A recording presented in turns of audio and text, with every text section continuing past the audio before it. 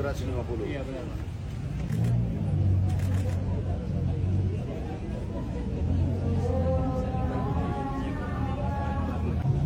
Ini minyak kita. Minyak kita dijual di atas HET.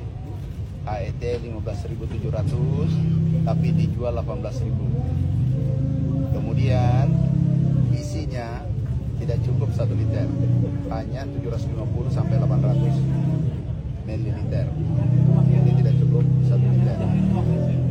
Ini kita di bulan suci Ramadan mencari pahala, sibuk mencari pahala, tapi saudara kita ini mencetak dosa di bulan suci Ramadan. Jadi kami minta ada PT-nya nih, PT Arta Eka Global Asia. Kami minta diproses, kalau terbukti ditutup.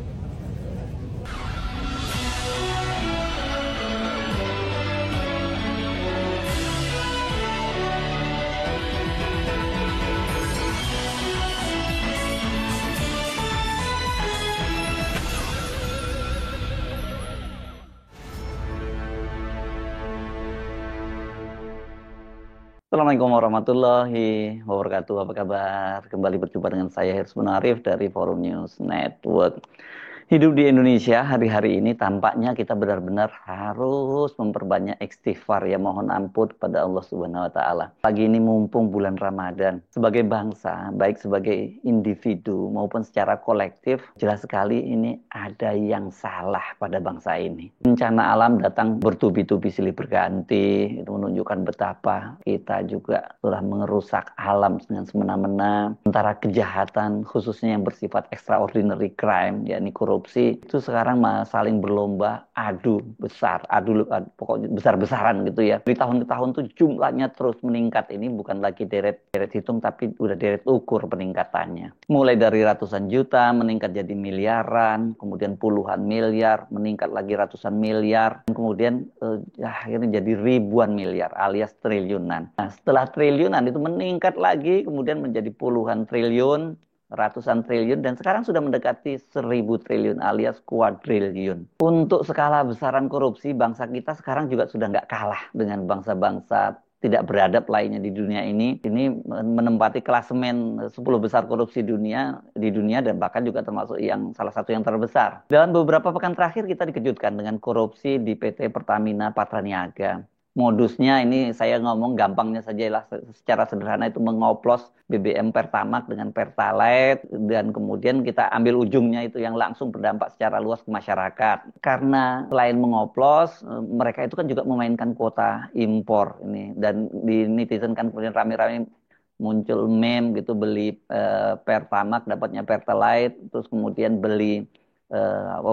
memilih Pak Prabowo dapatnya Pak Mulyono. Ini nggak salah juga ya, karena kenapa kasus ini kan terjadi di era Pak Jokowi tahun 2018 sampai 2023. Dalam setahun itu negara dirugikan sebesar 193,7 triliun. Karena korupsinya terjadi selama 5 tahun, seperti saya sebut tadi dari tahun 2018 sampai 2023, maka estimasi total kerugian negara itu diperkirakan tembus sampai 968 triliun, mendekati 1 kuadriliun. Jumlah korupsi tersebut langsung dinobatkan sebagai pemuncak klasemen Liga Korupsi Indonesia, menggusur korupsi-korupsi yang lain. Sebelumnya kan rekornya dipegang oleh korupsi di pengelolaan timah di Bangka sebesar 300 triliun, dan sekarang jadi peringkat kedua tapi jauh banget ini dibandingkan dengan peringkat pertama. Kalau kita menyimak skandal korupsi di dunia mulai dari Nigeria, Peru, Chechnya, Ukraina, Tunisia, dan negara-negara lainnya, korupsi Pertamina ini juga dipastikan akan jadi salah satu pemuncak korupsi di dunia. Ya, ini bagaimana kita tidak harus istighfar ribuan kali, mengelus dada, dan harus bersimpuh, bersujud yang cukup lama mohon ampun ke Allah Subhanahu wa taala.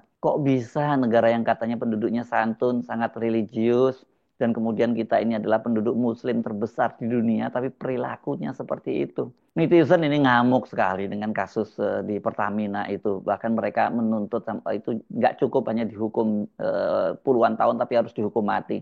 Dan itu masuk akal, karena itu kan korupsinya, karena tahun 2018 sampai 2023, artinya ada 3 tahun yang di era bencana, yakni COVID tahun 2020 sampai 2022, ya memang ini bisa dia dijatuhi hukuman mati. Selain itu, saya kira kasus-kasus lain juga harus dihukum mati lah supaya ada efek jera gitu. Kalau cuma dihukum tahanan kan mereka juga bisa tetap menikmati. Di tahanan itu bisa sangat bebas karena dengan duit korupsinya dia bisa menyuap para petugas gitu ya. Belum tuntas kasus skandal Pertamina, sekarang kita dikejutkan kembali dengan temuan ini minyak goreng bersubsidi yang diberi nama oleh pemerintah. Minyak kita ternyata kemasannya disunat dan harganya itu sudah melambung jauh dibandingkan harga eceran tertinggi yang sudah dipatok oleh pemerintah. Ini pasti nilainya memang tidak akan triliunan seperti Pertamina, mengalahkan Pertamina. Tapi dampaknya kepada rakyat yang sekarang hidupnya memang sudah susah dan minyak goreng ini kan salah satu kebutuhan utama, itu juga ini betul-betul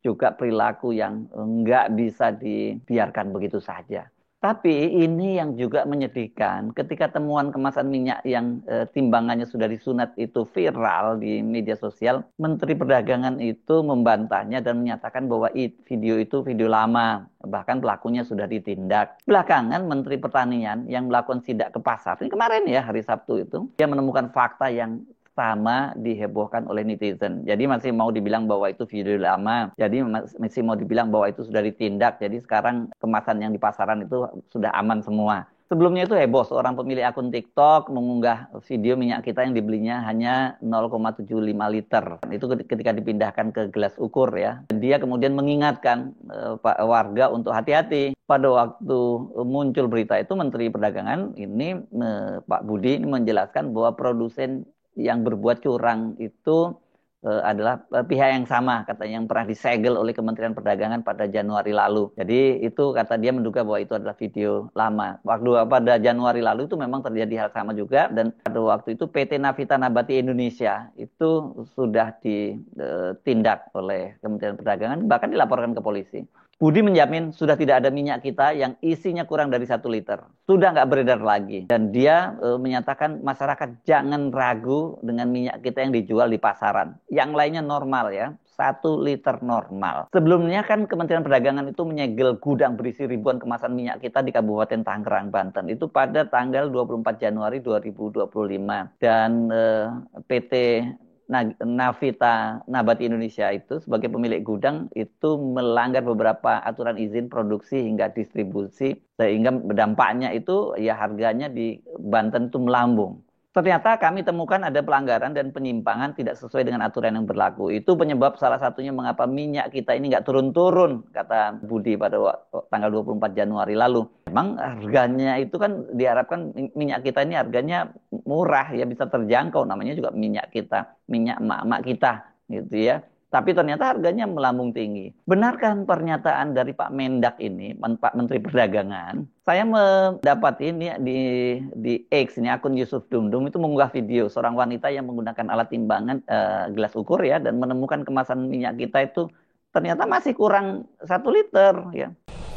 Jangan mau dibohongin sama minyak kita sebelum kita ngukur sendiri. Bener nggak ya kurang dari 1 liter?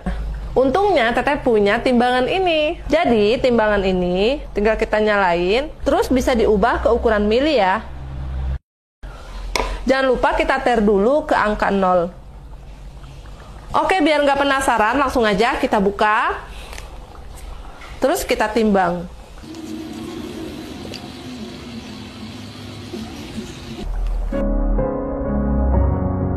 Hah?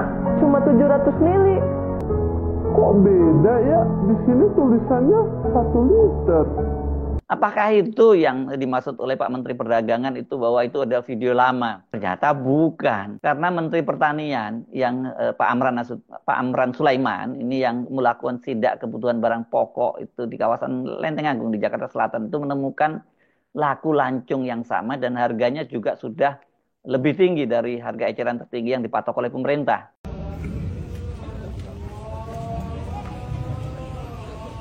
Ini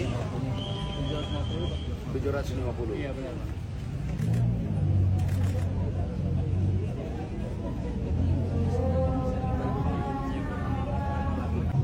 Ini minyak kita. Minyak kita dijual di atas HET. HET 15.700 tapi dijual 18.000. Kemudian isinya tidak cukup 1 1 liter. Hanya 750 sampai 800 mililiter. Ini tidak cukup 1 liter. Ini kita di bulan suci Ramadan mencari pahala, sibuk mencari pahala, tapi saudara kita ini mencetak dosa di bulan suci Ramadan. Jadi kami minta ada PT-nya nih, PT Arta Eka Global Asia. Kami minta diproses, kalau terbukti ditutup. Kalau kita simak penjelasan dari Menteri Pertanian dan kemudian penjelasan sebelumnya oleh Menteri Perdagangan bahwa yang sudah disegel itu PT Navita Nabati Indonesia, ya ini berbeda ya. Karena kali ini mereknya tadi seperti disebut oleh Pak Menteri Pertanian, ini dari PT Arta Eka Global Asia, ini yang mengemasnya ya. Berarti ini bukan hanya satu perusahaan kemasan yang melakukan pelanggaran. Ampun banget kan. Ampun deh gitu. Minyak kita itu diluncurkan oleh Menteri Perdagangan pada waktu itu, zamannya Pak Jokowi, Menteri Perdagangannya Zulkifli Hasan ya. Itu diluncurkan pada tanggal 6 Juli 2022 di kantor Kementerian Perdagangan Jakarta. Langkah itu menyusul terjadinya kelangkaan dan kenaikan harga minyak goreng yang membuat antrian panjang di berbagai wilayah Indonesia. Situasinya mirip, bahkan sebenarnya lebih parah dibandingkan dengan antrian gas melon 3 kg beberapa waktu yang lalu akibat kebijakan dari Menteri ESDM Bahlil Lahadalia ya. Dan antrian panjang itu juga merenggut beberapa nyawa sebagai korban. Seingat saya pada waktu itu salah satunya itu di Kalimantan Timur ya, ada seorang emak-emak yang meninggal dunia karena antrian minyak goreng itu. Nah, kelangkaan itu terjadi juga karena perilaku korup ya. Ini berupa pelanggaran kuota ekspor minyak sawit yang melibatkan sejumlah pejabat pemerintah termasuk Dirjen Perdagangan Luar Negeri Kementerian Perdagangan, pada itu namanya Indra-Sari Wisnuwardana, dan beberapa bos perusahaan pengolahan minyak sawit. Itu kemudian mereka ditangkap oleh Kejaksaan Agung juga, bukan KPK loh ya. Kerugian negara itu diperkirakan sampai 10,9 triliun. Ya, belum sampai ratusan triliun ya. Menteri Perdagangan Zulhas mengungkapkan bahwa produk minyak kita itu akan didistribusikan ke seluruh wilayah Indonesia dengan harga eceran tertinggi 14.000 per liter. Dan katanya itu tujuannya agar memudahkan masyarakat dalam membeli minyak goreng dengan harga terjangkau. Minyak kita itu merupakan upaya pemerintah mendistribusikan minyak goreng hasil alokasi pasar dalam negeri, domestic market obligation. Ini kan yang kemarin dimainkan oleh para pengeksportir minyak itu tadi ya, kelapa sawit itu ya. Harusnya dipasarkan di dalam negeri, tapi ternyata dijual ke luar negeri karena harganya lebih mahal. Ya, akhirnya terjadilah kelangkaan minyak goreng di dalam negeri. Nah, minyak kita itu memang dikemas dalam kemasan sederhana itu untuk menekan biayanya supaya nggak terlalu mahal. Pada waktu itu pembeli itu sampai harus membawa KTP. Ini mirip-mirip dengan gas LPG 3 kg ya. Dan itu kalau nggak KTP ya menggunakan aplikasi Peduli Lindungi dengan tujuan agar pendistribusian itu bisa merata dan tepat sasaran. Tapi namanya maling ya, tetap aja mereka menemukan celah ya. Pada waktu itu banyak sekali terjadi juga penyimpangan-penyimpangan dalam distribusi minyak kita itu. Mulai tadi harganya dijual lebih tinggi, kemudian juga kemasannya juga dikurangi. Kan benar-benar kalau otak udah jahat, otak maling ya, udah mereka tetap aja menemukan cara. Soal kemasan yang ukurannya lebih sedikit dari timbangan aslinya itu bukan hanya satu-satunya persoalan dalam soal minyak kita. Itu banyak sekali ditemukan kasus-kasus di lapangan. Ini pada tahun 2023 misalnya Polda Gorontalo itu mereka menemukan kemasan ulang minyak kita yang terjadi di kabupaten persoalan ya, pada kemasan minyak ulang itu dikemas dalam botol bekas. Orang pedagang kemudian ditetapkan sebagai tersangka. Ini karena ini dalam upaya dari pemerintah untuk melindungi konsumen. Jadi setelah minyak kita itu digunakan, nah berarti jelantah dong ya. Itu kemudian itu dikemas ulang dalam botol bekas air mineral berukuran 1,5 liter dan 600 ml, lalu menjual minyak goreng bersubsidi tersebut ke pasar tradisional dengan harga di atas harga eceran tertinggi. surat minyak ini udah dikemas ulang lagi ya. Oh, maksudnya ini bukan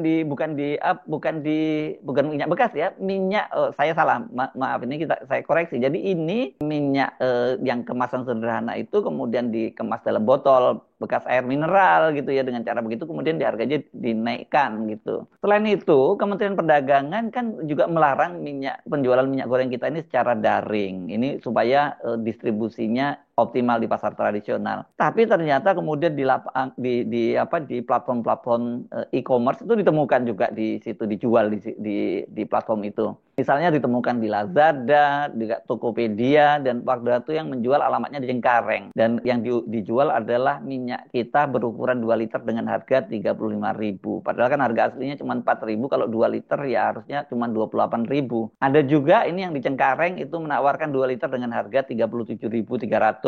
Kasus lain itu dipalsukannya dari minyak curah di tahun yang sama. Jadi minyak curah ini standarnya lebih rendah dibandingkan minyak kita ya. Itu terjadi di Jawa Tengah gitu, dan kemudian mencantumkan harga ecerannya pun di atas 14.000 per liter. Modus lain itu ditemukan oleh Komisi Pengawas Persaingan Usaha KPPU yang di situ mereka menemukan bahwa pedagang minyak kita itu dalam bentuk penjualan bersyarat dengan metode bundling, yaitu paket pembelian dengan produk lain, dan kecurangan itu didapati hampir di seluruh wilayah kantor KPPU di seluruh Indonesia. Jadi ya terjadi di seluruh Indonesia. Nah, modusnya kalau penjualan bundling ini ya memaksa pedagang yang menginginkan minyak kita untuk membeli produk lain milik produsen, distributor atau pengecer. Dan produk-produk itu biasanya berupa margarin, tepung terigu, dan minyak goreng kemasan premium. Dan kemudian Kementerian Perdagangan turun tangan dan melarang itu penjualan secara bundling itu. Jadi banyak sekali ya, walaupun pemerintah mencoba mengaturnya lewat minyak kita, apapun aturannya itu bisa diterobos. Dan yang menyedihkan karena seperti ini ya, kenapa terjadi kejahatan-kejahatan semacam ini bukan semata-mata itu permainan para pedagang atau sektor swasta, karena itu kebanyakan kasus-kasus semacam itu melibatkan juga para pejabat di pemerintahan, dan pejabatnya ini nggak tanggung-tanggung, pejabat tinggi negara ya. Aduh, benar-benar kita betul kembali harus mengelus dada ya. Aduh, betul-betul istighfar, astagfirullahaladzim. Kenapa bangsa ini seperti ini? Kapan akan majunya bangsa ini ya? Kalau secara mentalitasnya saja itu udah sangat-sangat buruk. Saya jadi teringat slogan ya yang dikenalkan oleh Pak Menteri Negara BUMN Erick Thohir, yakni akhlak begitu katanya. Ini walaupun singkatan, saya nggak tahu apa singkatannya, tapi akhlak itu kan sangat tinggi nih ya. Standarnya kalau berkaitan moral yang lebih tinggi lah kalau akhlak itu. Tapi kelakuannya ternyata BUMN kita tetap tidak berakhlak. Jadi apa sesungguhnya yang salah dengan bangsa ini? Saya Hersbun Arif dari Forum News Network. Sampai jumpa lagi. Wassalamualaikum warahmatullahi wabarakatuh.